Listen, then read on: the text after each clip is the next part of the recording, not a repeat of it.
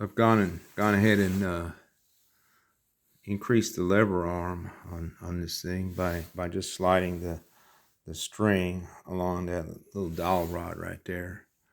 I didn't actually measure how far off the dowel rod I came, which probably would have been a good independent variable to measure. I'll probably go back and there we go. We got some.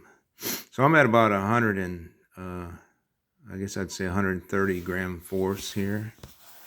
And again, we'll pour my same amount of seeds onto the platform.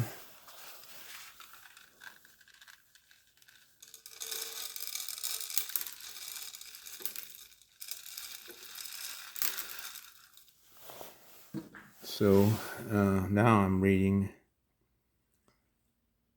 about 160 grams.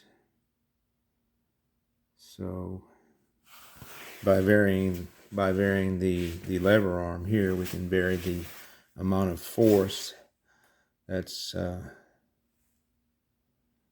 being applied to hold the door closed.